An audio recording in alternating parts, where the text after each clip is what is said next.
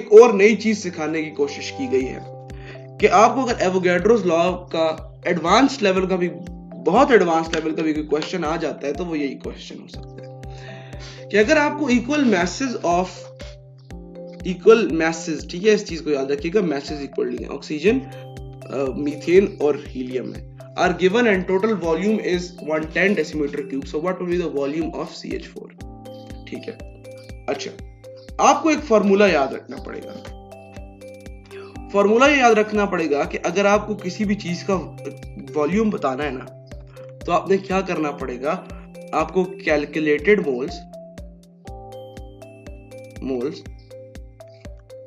Divide by total moles multiply by total volume आपको चाहिए होगा। ठीक है, मैं आपको एक चीज समझाने की कोशिश करता हूं। ठीक है, इसमें एक ट्रिक आपको अगर मैं सिखा दूं तो आपकी जिंदगी बहुत आसान हो जाएगी। मैं इन तीनों जो आपको गैसेस दी गई हैं उनको ऐसे लिख लेता हूं कि ये ऑक्सीजन है, ये मीथेन है और ये हीलियम है।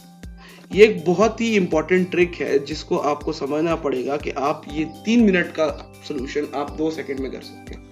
ठीक है, ऑक्सीजन है, मीथेन है और हीलियम। अब इनमें से आपने चूज करना है किसका हाईएस्ट मोलर मास है। तो इसका 32, ये वैसे ही मैं ऊपर रफ वर्क कर रहा हूं, 16 और 4। ठीक है, तो आपको वो चूज करना है, उस गैस को चूज करना है जिसका मोलर मास हाईएस्ट है। तो यहां पर ऑक्सीजन है 1, उसको 1 लिख लेंगे। अब मीथेन है, मीथेन आपके पास कितना है 16, उसको किस नंबर से मल्टीप्लाई करेंगे तो आपके पास 32 आएगा, तो हो जाएगा 2। और सेम गोज विद हीलियम, तो हीलियम कितना है 4 कितने जार 32 8 जार। अब आपने क्या करना है, अब आपने देखना है कि इसमें मीथेन के कितने कैलकुलेटेड मोल्स हैं। आपके बारे में आपसे क्वेश्चन में मीथेन का पूछा गया है, तो आपने देखना है कि मीथेन के कितने कैलकुलेटेड मोल्स हैं, तो वो आपने लिख देना है 2।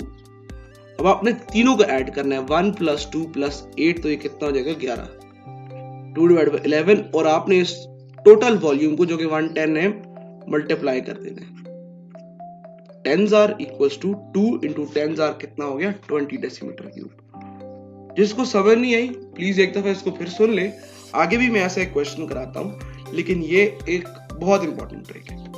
अगर आपके पास ऐसा कोई क्वेश्चन आता है जिसमें आपको 3 गैसेस दी गई हैं, तीनों गैसेस को आपने लिखना है और इस फॉर्मूला को यूज करना है, calculated moles divide by total moles multiply by total volume. तीनों को आपने पैरेलल लिखा, इन सब